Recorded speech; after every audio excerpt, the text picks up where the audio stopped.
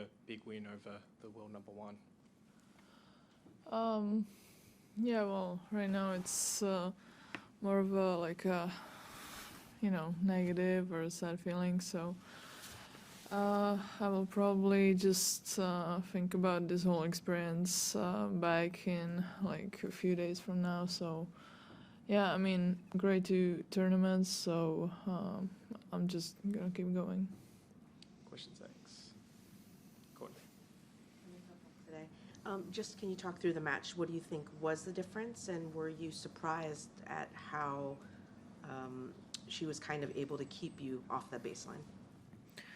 Yeah, well, it was really hot today compared to other days, I think. So the balls were flying a lot, and she was playing really fast as well. So I kind of felt like I wasn't like 100% on court today. Maybe because of the fact that I didn't really, play the previous match. So I had like 2 days off, let's say. So I kind of didn't manage to put myself and put my head into the match from the beginning. So she was just in late and in control the whole time. So that was not what I wanted, but I kind of couldn't do much with it.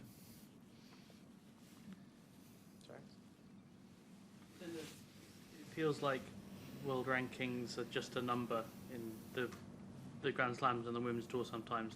Does it give you confidence when you see these draws opening up and you can go out and beat the world number one, someone can beat the world number 5? Do you go into a Grand Slam and think there's no reason I can't be in the second week and further?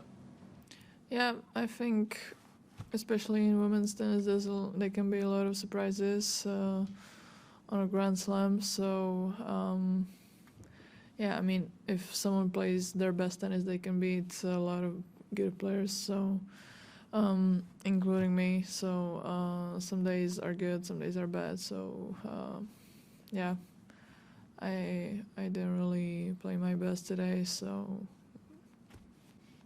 that happens. Matt. Sorry about today.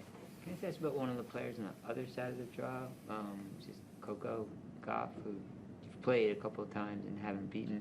I'm just curious what makes her so tough, or what has caused problems for you and other women of late, especially? I mean, she has a great serve. It's really tough to break her. She has a great movement. She's athletic, so she has some great ground strokes. So yeah, I mean, I didn't really see yesterday's match, but it was, I think, tough for her because Marta, she can play aggressive as well. So I mean, she's one of the best players in the world. So that's us. Sorry. Just in terms of taking the momentum and the experience of not just Melbourne, but also obviously in Brisbane forward into February, into Middle East, and then obviously North America, what do you think is the key to consistency? Like you said, a lot of the players can have their peaks, but the top players maintain. What do you think is the key for you to maintain? I'm still trying to find out what I can do to kind of keep my level consistent, or at least especially where it is. So I mean, we'll find out throughout this year probably. So I mean, I just need to be prepared for, I think, every tournament, and yeah, just be physically and mentally fine all the time. Dan? Were you surprised that Diana's level stayed so high throughout the match? Were you expecting a dip there at all?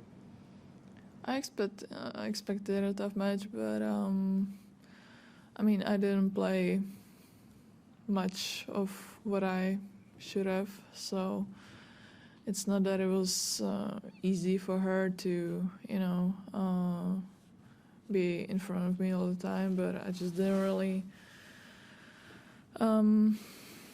I didn't have many winners or aces, so I didn't really help myself a lot. So yeah, didn't really make it that difficult for her.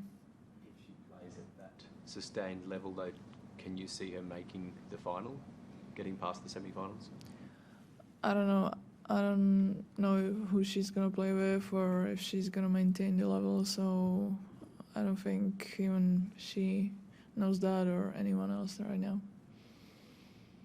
Wide World of Sports is your home of the Australian Open. With highlights of every match of the AO, the on-court interviews, and every day with the morning serve, you'll be ahead of the game. So click that subscribe button so you don't miss a thing this Australian Open.